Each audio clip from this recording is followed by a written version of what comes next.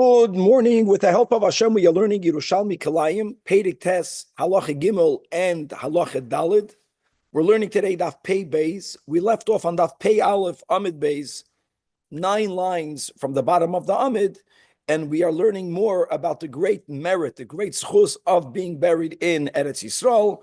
As we mentioned, we're going to learn about Rabbi Meir Bal Hanes, who is interred in Tveria in HaKodesh. He actually passed away in Asia, and we're going to have some of the story of his passing as expounded further by the later commentators. We'll see that there were unbelievable miracles that were involved in the bringing of the physical body of Rabbi Meir to our holy land. And Bachlal, we're going to conclude on Daf Pei Beis on top, the sugya about people who live b'chutz la'aretz, but yet make the attempt to be buried in our holy land. Now, next Mishnah, Halacha Dalid, will continue to discuss Kalayim. That's the topic of our Perek. Big day, Kilei Bigodim, Kalayim in the garment, Shatnez. The Mishnah is going to be mentioning various items that the way they were made bisman ha-mishnah, it's going to be very time and place bound. Either there was wool in it or there was linen in it, and we're going to see whether they are or not subject to the laws of shatnez. And in the Gemara, furthering the laws of the Mishnah, I just want to quote now in our intro 3 unbelievable questions. Is one allowed to wear a woolen belt over a linen jacket, or a linen belt over a woolen jacket? Were you mamish clothes one on top of the other? Can I put 2 pairs of socks, a woolen pair of socks and a linen pair of sock, one on top of the other? And the final will be if I am trying to, they didn't have pockets in the garments the way we have today. They didn't wear pants. They had these robes, and you would sometimes take a corner of the material of your garment, take a piece of it, make it into some sort of pocket, right? Hollow out a part, put coins in it, and then with a string, tie it up. And that would be a way for you to carry money with you without you needing to leave it in your hand. Here again, the question will be, if you, let's say the garment is made out of wool and you want to use a linen string or vice versa, whether that will be permitted or not. There'll be certain klalim that will consistently follow through the follow through in the halacha regarding the above 3 cases and a lot more. Let us begin now inside Daf Pei Aleph Amid Beis. Again, 9 lines from the bottom of the Amid. Rabbi Meir says, the Gemara, Rabbi Meir hava idmach le ba'asya. Rabbi Meir was passing away while he was not inside Eretz Yisrael, as we just concluded yesterday about Ula Nechusa. Rabbi Meir was not there. So first of all, he told the people that Imoidin livnei Arad Yisrael, please tell the residents of the land of Yisrael. And look how he referred to himself, that this is referring to himself, your Mashiach.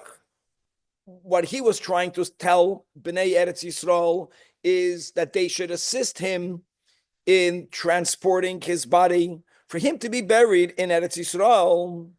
Wow, what a statement. In other words, initially, Rabbi Meir felt that he needs to have the help of Bnei Eretz Yisrael for them to help him being transported over there. So after he made that statement, after you make your hishtadlos, then he realized that he can, that the God is going to help him. Afilu kain amarloi, nevertheless, even though he made a certain initial effort, he made the following statement. That obviously what they should do with him after he passes away, that Yohavu Arsai, please put my beer, please put my remains, al geif yama, on the shores of the sea. Now, why did he want to be placed on the shores of the sea? So there are a couple of things over here. First of all, look inside the bottom of our folder, all of these ideas. The im kol zeh, the second to last line, Siva ba'oid aroina ba'asya. He wanted that even prior for him being transported to Eretz Yisrael, he didn't want to be interred in the land of Chutz La'aretz. He didn't even want to be placed on the land of Chutz La'aretz. So he asked for his Aron, Sheyitnu ha'aron al hamayim, they should put it on the water. V'lo al ha'aretz. Why? What's the water? Lefisha Eretz Yisrael miyusedes al hayamim, because since Eretz Yisrael was established on water, obviously we're speaking about the Ruchnias de Kenyanim, and as we'll see, the Gemara will mention in a moment the 7 bodies of water that surround Eretz Yisrael. So it's as if his body will be on the water, he's already closer to Eretz Yisrael. Rabbi Chaim Kanievsky of blessed memory, obviously he had this in a source from a medrash or from another place, actually says that when he requested for his beer to be placed al geif yama, what really happened is that when they placed his coffin on the seashore of whichever country he was in Asia, the beer traveled on the water by itself all the way to Eretz Yisrael. When I was a child, this story we heard about the Rambam. It happens to be B'Hashgacha Pratis. We're learning this in the end of Chodesh Shvat Tavshin Pei Hey, that God willing next Shabbos or 1 week from now we're making the Siyum Rambam. The Rambam passed away also outside Eretz Yisrael.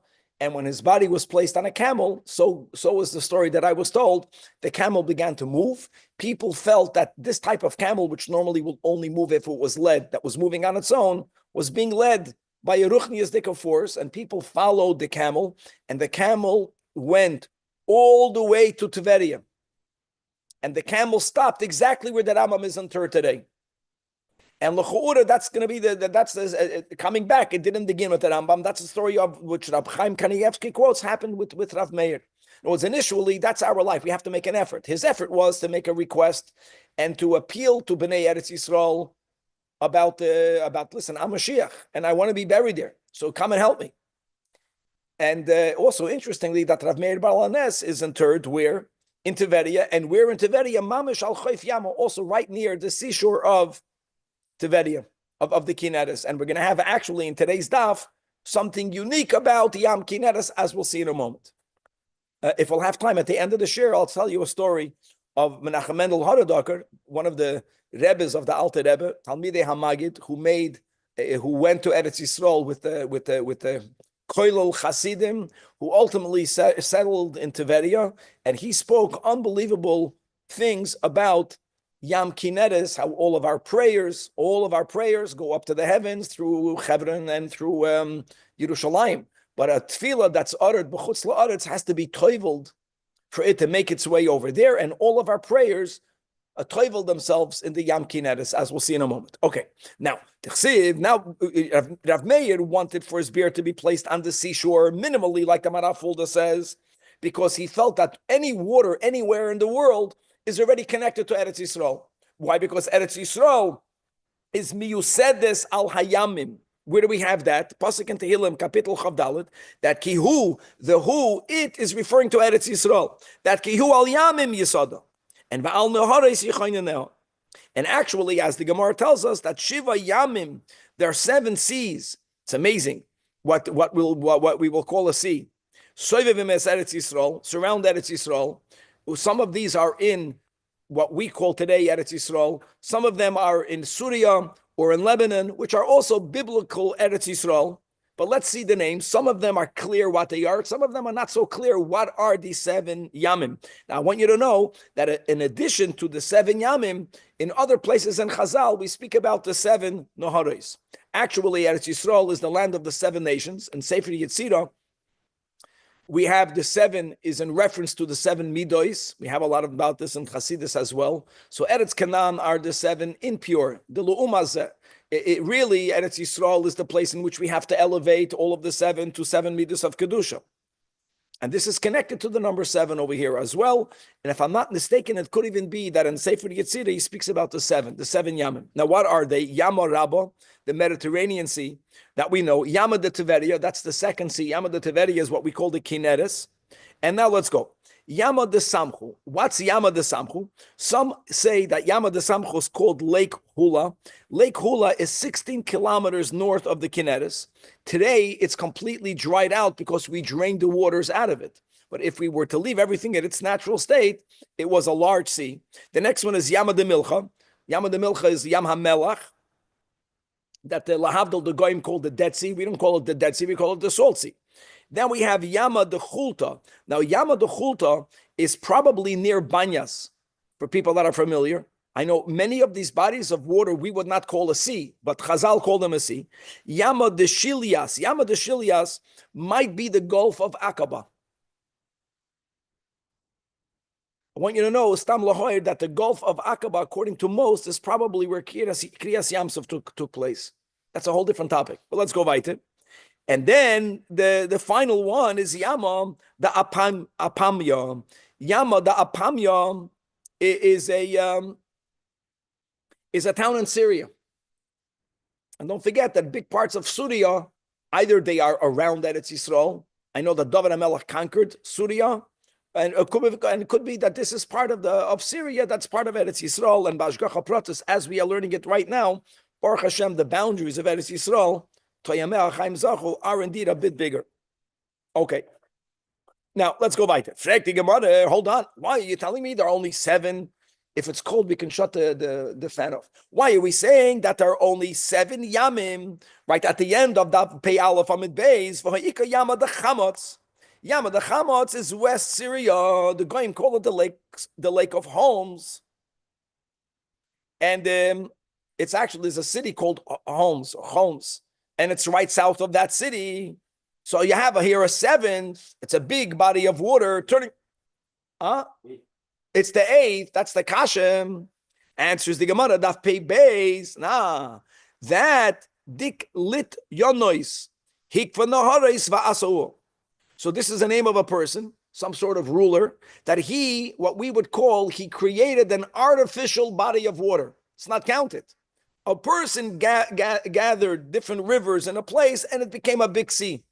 I just want to make something clear that the difference in Hasidus between a Yam and a Nahar is that a Nahar is defining the lake by something that's flowing from one place to the other. All the rivers go into the sea. So it represents always Bina. It's coming out from a spring and it goes into the ocean. A Yam is Malchus. Yam is a place, it's like a basin. It's a body of water that's completely surrounded from all sides. And this was this artificial Yam, and that's why it's not counted. Now, being that we mentioned Yam Kineres, and I would say more than that, what's it called? Yam de Tiberia, right? Yam de Tiberia. And more than that is, since we are mentioning these waters in reference to Rabbi Meir Bal Hanes, who maybe according to this Medrash, his body somehow came out of Yam Kineres. Maybe they buried him in Tiberia because that's exactly where his coffin came out. So we're going to speak something unique about Yam Kineres, and yes, we learned about this in the Bavli, and just to say it first, Balpeh, that the Be'era Shel Miriam that came from the rolling stone.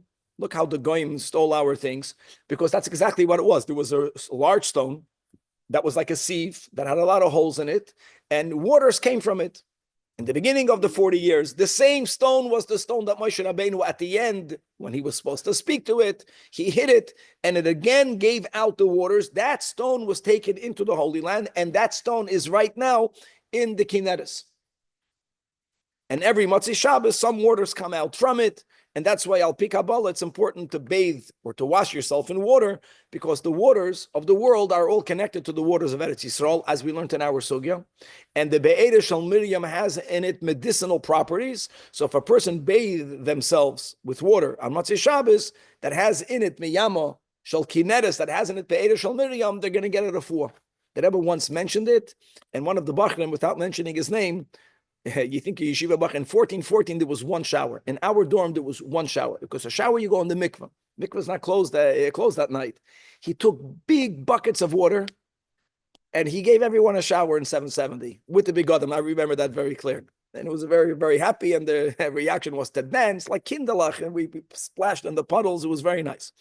But the Rebbe gesagt that you have to take a shower Motzei Shabbos. Now, what does it say? Ksiv, it says a pasuk in Parshas Chukas that v'nishkafa al pnei hayishimoin, and that's specifically, by the way, this is the Shira words that we had in the Shira with the other miracle when the two mountains got close to each other, and our enemies that were waiting on top, they all got crushed, and then we saw their limbs.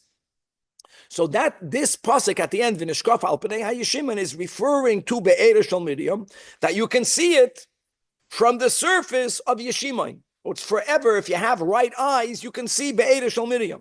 And exactly where can you see it? What's the Pnei HaYeshimain? So Amar Rabbi Chia Barba that call me Shuhu Oil Lahari Yeshimain. Now I don't know where Hari Yeshimain is. Maybe Yakir can let us know. Where's Hari Yeshimain? It's in the north of Israel. Umatza kabin kavara, and from there, from that height, if you look into the Yam of Kineres, you will see something that appears to look like a sieve, like a sift. No, it's a stone filled with little holes. B'Yam Tiveria, zuhi be'era shel Miriam. So when you are on the Pnei of the Yeshima, you can always see the be'era shel Miriam. Furthermore, Amar Rabbi Yechanan, guys, don't forget Rabbi Yechanan lived in Tiveria. He says that Sharanu Rabbanon, we know exactly where the well is. And you know where it is? It was exactly opposite Tara Mitziyah, the middle gate of the base of the old Beis HaMedrash, the Kenishna Atikta, this Rugnin, which is south of Tiveria. And someone told me that if you know right now where you have the tourist place in Tiveria, you have that mall and you have all these restaurants. When you go eat breakfast, they'll pay up as $800, something like that. If you think LA is expensive over there. There are many Batei Midrashim over there right now. The Abulafiyas have Batei Midrashim.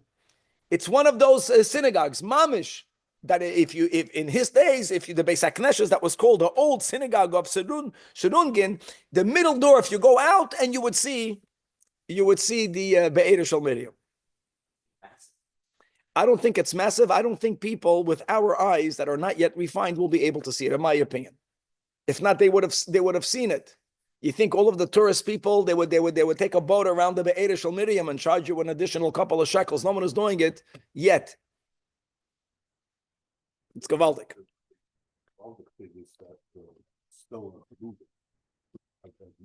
That the stone moved in there. That Bechlal, the whole concern about the red line of the Tiveria. Whenever it goes too low, the Be'er Shel Miriam can give off waters. What do we know? We don't know. We know very little. And we think we know. Okay, says the Gemara, let's go back to the people, concluding the sugya of, you can just shut off the fan. Huh?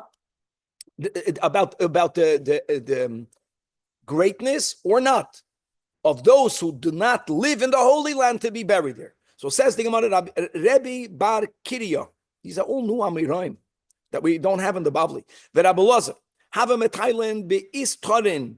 Istorin is not a name of a location, and Istere, right? We have this in Eruvin, is a highway. They were going on up a big road, and there were roads that were going then. The Kavish 6 didn't only connect one place of Israel to the other. Because they were on a road, and people, Mustama coming from Babel, they saw one body after the other, and they understood that these are Jews who lived Chutz La'aretz, and when they passed away, they wanted to be buried in the Holy Land. And Omer Rebbe Bar Kiria Rabbi Lazar, he was not happy with that. Many people that live in the Holy Land have the same attitude. What, you live out there to be buried here? Come live here. Maho ilo elo. And not only is it not a positive, but he held it's a critique that ani koyd aleim.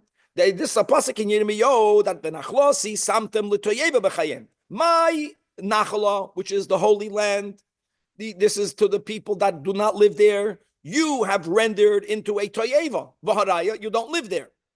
So not only that, vatovoyu vatetamu as artzi b'misaschem. So now you are coming to be buried, which means you're coming to contaminate my land upon your death. So he explained that this pasuk is referring to people who do not live in the Holy Land. When you're going to be buried there, Amalei Rabbi Lazar responded, I disagree with you. I disagree with you that if someone does not live there, getting buried there is even to his detriment. No, Kivin Shehem Agim LaEretz Yisrael. Once they reach Eretz Yisrael, hey, Noitlam Gush Offer, the attendants right away take a Gush Offer, even before the burial. Umanichen al aroinim, and they place it on their caskets. And the moment that the body of a Yid is in contact with the Offer of Eretz Yisrael, even before he's buried in there, it already does something positive to him. As it says, the Chsiv, a pasuk in Hazinu, v'chiper ad mosai amoy, that the Adama of the Holy Land brings a part atonement. I want to tell you that nowadays in many Chevra Kadishas, there is a minhag that they place in the casket of a Jew who's even not going to be buried in the Holy Land. He's going to be buried locally, Chutz La'aretz. They place Ma'afar Eretz Yisrael in the casket, or on the eyes, or under the head. This is the Gemara. In other words, first of all, it's a inyan to be buried there. And not only that, every moment counted.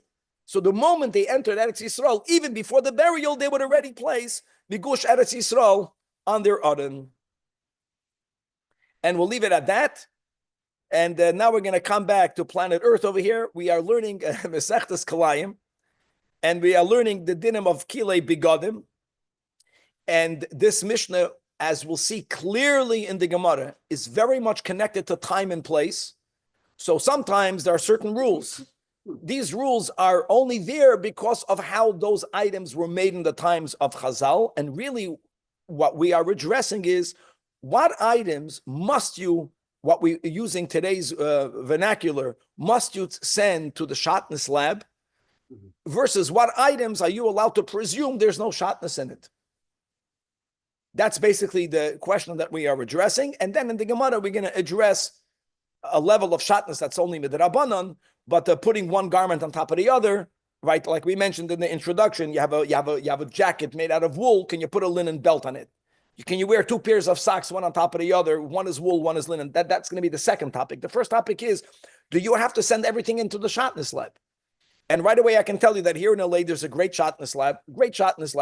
But every time you buy a pair of socks, you're not going to send it over there because there is a certain amount of chazaka that my socks don't have shotness.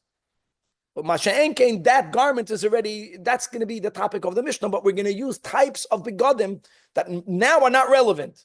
But those were the begadim where there could have been a question and there's a back and forth. So the Mishnah begins by speaking about habirasim vahabardasim. Now, I'm going to give you just a jump ahead into the Gemara. Both of these items are types of bed coverings. And I want to make it clear, not bed coverings that you cover yourself with, not a cover, what we call. It's the bed covering that covers the bed. Sheets. Under you. And we already learned this is important because we already learned that which is under you, biblically is already not prohibited. But it could be a rabbinic problem, but it's a rabbinic problem. But it's only a rabbinic problem if there's shotness in it. So the question was, did those items in the times of the Mishnah, could you presume that it was not kalayim, or do you have to be choishish and you have to check it out? So again, these two it's a thicker or a thinner bed cover, sheet, and the vahadal mitrikyoin, says, the marafod all from the Gemara, it's a type of leggings. I would even say it's a long wool underwear, Hasidic gatkes, and umen alois hapinin. Min alois hapinin is a very cheap type of shoe. It's not made out of leather. I think we would call it now a thick sock. That's the way it sounds from the Gemara. So these items, again, the Gemara will explain what they are in a little bit more. If you're buying them from a Jew, I just want to give a parentheses, then there is an amanus. When I buy meat from a Jew, it's kosher. If it's a Jew that's trustworthy. We're speaking about me buying an article from a non-Jewish manufacturer. So I cannot rely on him to know what it is. So in the times of the Mishnah, lo yilbashem acha yivdoik. In other words, even though the chances for them to have linen were not so big, they were made out of wool. Let me add another nuance that in most areas, linen was expensive. And even though linen was a strong fiber, when you manufacture something, you want to make a profit. So there was a chance. So on one hand, you can argue, why would they put linen? Even to strengthen it, it's more expensive. On the other hand, linen would make the garment last a lot longer. The bedsheet last a lot longer. They want to have a good reputation. You buy it from them, it's going to last you a lifetime. So the Rabbeinu HaKadosh held that there was a machlokes, that these four items, even though the chances of them having linen are small, but they're big enough that it's machayev you to make a bedika. However, Rabbi Yossi argues with the Tanakama. The Tanakama says you have to be boidig them no matter where. Rabbi Yossi says that not take out the word af. Af doesn't fit. That haboyim mechoyf hayam umimidina sayam. If these items were manufactured from coast cities and from overseas, The Gemara will say not either or. The Gemara will clarify from certain cities that were on the water overseas, cities that had access to hemp. Hemp is cheaper than linen, and it accomplishes the same thing. It strengthens the beged. So you can make an educated guess that a businessman who finds that he's making a woolen garment, he wants it to last longer, so he wants to add a strong fiber. If he has access to hemp, why would he use linen? Well, linen is more expensive. And that's enough of a logic, according to Rabbi Yossi, that says, Ein tzarichem b'dika. Masha'enkin, the Tanna Kama holds that logic is not logic enough. Why? Or cannabis. That's the four items, Tanakama, Rabbi Yossi. In other words, everyone holds that normally you have to make a bedika. Rabbi Yossi adds that if you live in a place where people have access to hemp, that you have to apply this, you have to modernize this. In other words, if you understand how begadim work, the shmata business, whatever linen brings to the table, if there is a fiber that's not linen, that accomplishes the same thing, and it's cheaper when it comes to business, that's what Rabbi Yossi is saying. You can say, why would they put linen in? Now, when a lot of the manufacturers, the bigger manufacturers are on the stock exchange, and so there's possibility they're partially owned by Yidden. Doesn't make any difference. I mentioned goyim because if it's manufactured by a Jew, let me add a little nuance that shomer mitzvahs that keep shatnez, then he has nemonus. If it's manufactured by a goy, then even if he were to tell you there is no shatnez, he doesn't halachically have nemonus. Okay, now it says the Mishnah, Uminal shel zarav. Minal shel zarav is some sort of boot. In other words, it's a shoe, not a sock, a shoe that went up your lower leg for the winter, that they used to line with wool. There was a wool lining. So says the Mishnah, again, this is in the times of the Mishnah, Ein boy mishum kalayim. You don't have to have a chashash that they added linen in it, even though it would have been advantageous. But it's not worth it to add the linen for this product. It's good enough. It's going to last long enough. Don't forget, it's not wool. It's leather. Leather has in it a wool lining, maybe because the shoes anyways would only last a couple of years. So the linen would make it last more, but the other parts would be worn out. Maybe that, maybe another reason. In other words, this is very time-based. It's all based on a certain logic. The logic is that if it's not worthwhile for the manufacturer to put linen in it, at some point we can say you don't have to be boidik. Why would they do that? And not maybe make a bedika anyways. Says the Gemara. First of all, the Mishnah began giving 4 items, and the Gemara will clarify. The first 2 are all articles that are under the person. They cover the bed proper. One, so habirasin, which was the word in the Mishnah that needs to be clarified in the Yerushalmi Aramaic, is boraya. Who helps you? We don't know this, we don't know that. The habardosin is the lama. And like I mentioned before, look inside the Mara folder, both of them are types of sheets or beddings that cover the bed proper. Elama, one is thin and one is thicker. That's the difference. And they were made out of wool. The main part of it. Now, hadalmitikoin, what is that? That's koivlin uma afoirin. These are 2 names in that were used then in the Gemara, Bisman HaMoiroim, in the beginning over there in Eretz Yisrael. And again, these are long underwear. These are underwear that went over the upper leg to keep you warm. So it was made out of wool. And uminalois hapinoin, what's the shoe called pinoin? That's daredesin, which is some sort of sock that was made again from wool. And the Mishnah began, and even Rabbi Yossi is moida that other than if it was made in a place where they had a lot of access to hemp, you have to be chayish that they added some fibers of linen because it would be better. You'll have a better rep. I understand this because the garment would last longer, even though it's expensive. It's worth it for them. It's a small possibility. If not, it wouldn't be a chiddush. But you have to go checking for linen. I know I'm saying it's strong because nowadays, where do people normally find shatnez under suits? In the buttonholes, because the hole in the jacket is where there's a vulnerability. It might get weakened. Same thing in the collar. In the collars, they want to give it more koyach. That's how I know that linen has a benefit. Linen is expensive, but that's where sometimes you'll have some articles, strands of linen. Now, Rabbi Yossi says that not af. He argues with the Tanakama by saying that those four that haboyim mechoyf hayam umimedina sayam einom tzrichim bedika. And when you have choyf hayam, and then there's a vav umimedina sayam. So there's a vav hamachaber and there's a vav hamafsik. Is it either or is it both? And the Gemara clarifies. So asks the Gemara, is it either choyf hayam or mimedina sayam? No, is Rabbi Yossi saying that all cities b'choyf hayam have access to hemp? And he knew about certain large cities in Medina Sayam, or he meant both. No, it's a vav hamachaber, and the Gemara says it's the latter. So in the Mishnah, it's not clear. But minman the Tani, now that we know, the examples the Braisa gives are no examples from cities in Israel. They only give examples of large metropolitan cities that are chutz la'aretz, tzoid, right, or I take it back. Kesarim is Eretz Yisrael. Even though we had in the beginning that Bisman by Yesheni, when it comes to Trumas or Maestris, it wasn't. Actually, I think it's not. Kesarim is Syria, no? What Kesarim? Yeah, the first one is Tzoid Syria, is Lebanon. No, Lebanon, but Kesarim. Kesarim, so there's a Kesarim in the Holy Land today. You'll spend more money than you'll spend in a late. No, not Kesaria. Kesarim is Syria, no?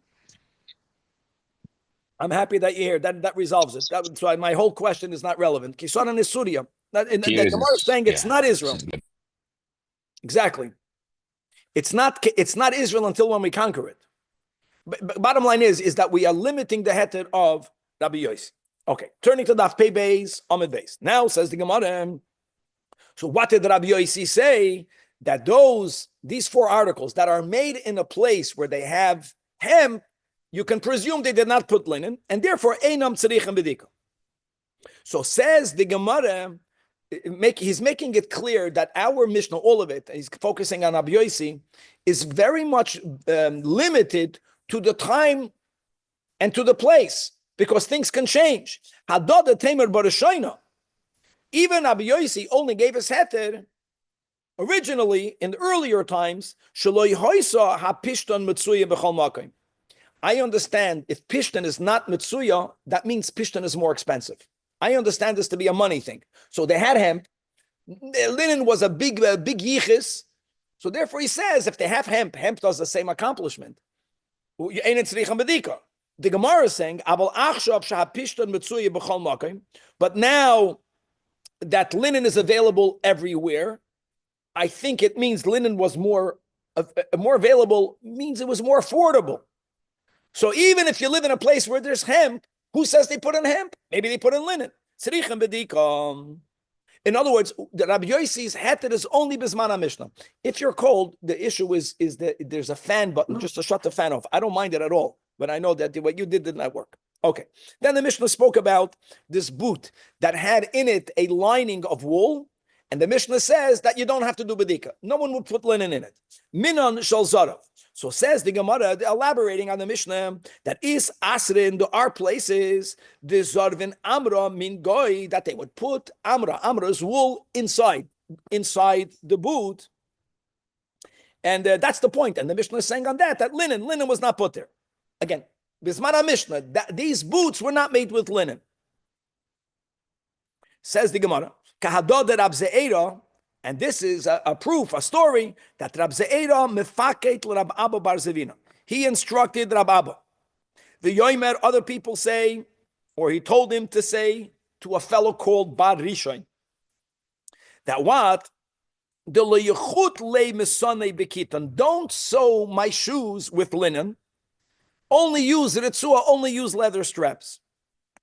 In other words, we're trying to show that it was others had in their shoes a wool lining, which would be why Rab Ze'era, and I'll tell you right away, that this request of Rab Ze'era is not me'ikir adin, because whoever understands a little bit about shoes, where do you need to stitch up the shoes? You stitch up the outer top of the leather with the sole of the leather. In good shoes, the stitches don't go inside. If not, where will your toes go? Nevertheless, he was machmer. We'll see, Gemara will say clearly, it was a chumrah. He was afraid that maybe the wool went all the way to the ends, and maybe one of the stitches will go into the wool. So he told him that when my shoes have to be fixed, only use leather straps and don't use the stitching. Could have been made out of linen. It would be a lot more balabatish, because straps, you see the ugliness of it, straps were thicker. And if they're thicker, I don't know if it closes it. Well, today all shoes are stitched up. Today, you know, the fakert, there's no air coming in because it's properly closed. So in other words, if there would not be wool lining in shoes, then even if you want to be machmir, why can't you stitch up your shoes with linen? That's just an ayah that people used to put sometimes wool as a lining, I think, to keep your foot warmer inside the shoe. Now, even though he had that stringency, nevertheless, there was a limit to his chumrah that ba'ahon da asar piske da amar al de kiton. If you have a linen garment and you want to have a woolen belt closing your garment, the same thing would be vice versa. Dohu shri that Rab Ze'eda, even Rab Ze'eda would say it's permissible. Not because it doesn't touch your skin. First of all, me'ikir adin midoy raisa, they're not part of the same garment. Nevertheless, we'll see in a moment regarding socks. Good contrast. I'll give a head that if I'm wearing a woolen sock, I'm not allowed to put on top of it a linen sock. And why? All midrabanan. That's shatnez midrabanan. What's the difference between a belt and a sock? Because if I have two pairs of socks on my feet, the only way to take off the inner one is by taking off the outer one. So there's a certain type of unity that they have. By how can you remove them? Masha'enken, if I put a belt under my garment, the fact that I can move the belt up and down, which means theoretically I can get rid of the garment and leave the belt on. So they're not considered even rabbinically to be one garment. We are allowed to. That's exactly linen long. We'll see in a moment. So there's halacha, we're learning Gemara. I just learned this yesterday, and I love this difference between the socks and this one. It's here, even Rab Ze'eda. By the way, Rab Ze'eda is going a chumrah. Not everyone has to follow his chumras. Well, no, it's him not stitching his shoes with a linen cord because he had wool lining. Clearly, we'll see as a chumrah. But he was machmer. But even to be machmer, there's a limit how many chumras. Other than Pesach, there comes a point where you're crazy. What are you doing? So even he allowed to have one jacket and one belt from opposites. But why? Because the hu shenetz garme, the nochas alei. That's the way we're going to teach it. Because it's not only that the belt is not sewn into the jacket. It's not that. It's because when the belt is closing the jacket, I can move the belt up and down, which ultimately would mean that if I really make an effort, I can remove the jacket. I can somehow I could remove a jacket, pull it up, and the belt will stay on. So there's even rabbinically, there's not an issue. Now, if the belt is folding up a pants, then they're one unit. No, even if it's holding up a pants. No. In a pants, it's in a loop. No. In a pant, it's in a loop. I think rabbinically is a problem because it's in a loop. But if it wouldn't be in a loop. No, he's talking about like. Yeah. But and he knows that. Gartel. I'm saying that if I wouldn't have the loops in my pants, I think, even no problem. That's the point. Because even if the belt is closing my pants, but I can pull the pants down and leave the belt where it is, or I can put the bring the belt up. Now, boyin kume Rabbi Law is Rabbi Ila. Mahu mechat misane. Are you allowed to? Are you machmer like Rab Ze'eda? Would you allow to sew your shoes with a linen? Linen threads are strong, and his shoes had in it wool. In other words, are you going to be machmer like him? So Rabbi Law answered, Amaloin, begin the Rab Ze'eda. I won't do it. Really, I wouldn't be so machmer. But since Rab Ze'eda, as we just says, that Rab Ze'eda Amar Asir, so therefore I'm going to follow Rab Ze'eda's chumrah. And indeed, the Gemara says, even Rabbi Ila, just like the Gemara said, anab ze'era proper, that he would allow you to put lakula, a belt over a jacket. Rabbi Ila is really saying, really, you're allowed to do it. I won't do it because of Rab Ze'era. But now we're going to go in the opposite, that even Rabbi Ila, who only was machmer because of Rab Ze'era, would never put the socks because that he felt is asur midrabanan. Amoyde Rabbi Ila, bahon di yilbash dardisin. That's our Mishnah's dardisin. It's some sort of woolen sock. So dardisin the amar, guys. Amar is wool. He would not put it al dardisin the kiton. He will not put it over a linen sock. And the same thing would be vice versa. This is something that me'ikir adin is asur, not that Rab Ze'era's chumrah. Why is that? The opposite of the belt. Because the loy shalach iloya, loy shalach aroya. Because if you don't remove the outer one, you cannot remove the under one. So since in its removal, one depends on the other, midrabanan, that's already considered shatnez. Woolen socks, woolen shoes, lining woolen and linen socks. I'm not paskening, but based on what the Gemara is saying, this logic, that the only way you can take off socks is by taking off the shoe, it might be a problem. But right. When we learned a few days ago about that, if you find in the public that you're wearing shatnez, that you have to take it off, that you don't have to take it off, and we learned that's only by shatnez midrabanan. That's now we have a good case of shatnez midrabanan. It's not woven in the same garment, but midrabanan, like the socks. Like Kevin is saying, good. If you have a shoe that has in it wool, I'm sure many shoes, boots have wool, and you wear a linen sock. Based on what we're learning, that's shatnez midrabanan, because you can only take off the sock if you take off the shoe. No, the chumrah was fixing your shoe with a linen strand. I want to say like this: last week or 2 weeks ago, Ito asked, and I shouldn't have. It was not on the camera. And I don't know. Maybe he asked, what happens if you have a beged and the wool and linen are not together in the beged? The wool is in one place, then you have cotton, then you have linen. The fact, maybe I'm right, the fact that it's only a chumrah to sew the linen in the shoe, why don't we say that it's one beged, a shoe, that has wool and linen? We're not saying that. We're saying that we're machmer, don't do it because you might end up putting the linen in the wool. I'm still leaving it open. We have another few daf to go. Let's see if you have something here in the Gemara. Now let's go weiter. Says the Gemara. The father of Rab Safra, avoid Rab Safra, that was his yichus. Shal Rab Ze'era. This is the third topic we're learning about today. We mentioned this in the introduction. People did not have pockets. People had their coins. Hopefully.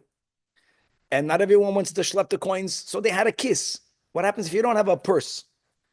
So if you have a jalaba, a Moroccan jalaba, one way of creating a pocket is creating a pocket. So you take the garment, and you hollow it out, you make a hole in it, you put your coins in it, right? You put your coins in the garment, and then for it not to fall, you tie the top of this bag with a string. Can you use a linen string to tie your beged?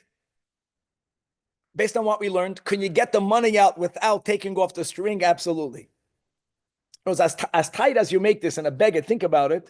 You push it down. When you need money, you're going to schlep it out. You don't have to untie it. That's going to, and based on what we're learning, it's going to be permitted. So he asked even Rab Ze'era. Again, Rab Ze'era was the machmer.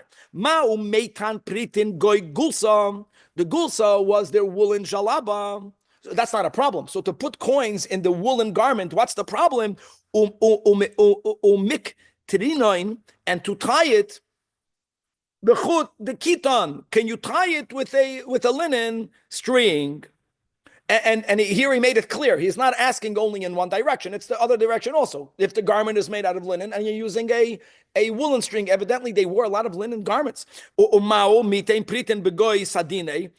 sadin was a kerchief. Maybe it's not a beged, but the kerchiefs they used to have were made out of linen. The kerchiefs I always mention. My Rebbe in Chayder had a kerchief. He used it to sneeze in, to the coffee, to wash his hands. He put it on his thing, Lukuvit Shabbos. It was amazing how much happened in that kerchief. All of our Zaydas had these kerchiefs. And it's like unbelievable. And linen is thin. Oh, it was impossible to pay attention. I remember that kerchief. Oh, gewalt. So can you put? So they would also use it as a put coins. Why might not? By the way, the Gemara tells us where in Bava Batzi, I think you're not allowed to put coins in your mouth, right? Because you're not allowed to put your wallet in your mouth. You can't put money because it's very get poisoned. That's the whole sugya, that all perspiration is sam hamavis. The only perspiration that doesn't have so much toxicity is from the face. Remember learning this together in the Gemara, which is we're not allowed to put money. Anyways, so can you put it in your kerchief? And to tie it, right, a katara. It's amazing how these words we have, but we don't have it the way they have it in the Yerushalmi. Umik terinoin b'chud ha'amar. And can you tie it with a woolen string? You Rab Zeda, you Machmer, you don't want to fix your shoes with linen. Amalei, Rab Zeda responded that Chakam Rebbe L'Rafuna, that in other words, Rab Zeda is speaking to the father of Rab Safra. Do you not agree that Rafuna is a great person? The Rafuna that we were learning about there just before. That Rafuna Amarosef. In other words, I think Rab Zeda had a reputation that, he's the Rav. Don't ask him questions for shatness because he's always going to be machmer. So when he gave the heter, when he gave a chumrah, he didn't want people to think he's being machmer. He says, don't you agree? Kol alma moida, Rav Huna was the big chacham, right? Rav Huna said it's aser. Rav Avina said it's aser. Says the Gemara, hold on. Not everyone agrees with that. You should know that Shmuel Amar Muter. And Rav Yaakov Bar Acha in the name of Rabbi Yasser Amar Mutar. And I understand the reason why they were matir is because of what we mentioned. Is because can you get the money out of the garment without untying the string? It's not a machlokes and metzias. I think.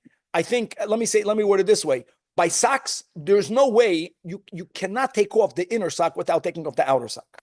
By a belt, no matter how tight would you make a belt on your garment? You have to breathe. When you put a belt, even a normal belt, you could take the jacket off the belt. When it comes to this type of man-made temporary pouch, money pouch, I think it's like an in-between case. You tied it with a string. People don't want to lose their money. They tie the string tightly. But maybe with koyach, you can schlep it out. Maybe that's the machlokes.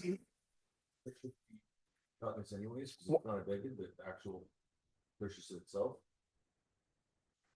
You're not wearing it. Okay, I want to say like this, that the Rebbe, when he spoke about how great the Alter Rebbe had it in jail, when he was in isolation in a wall with no window, for the Alter Rebbe it was good. The Rebbe once said, first of all, his Rebbes came to visit him.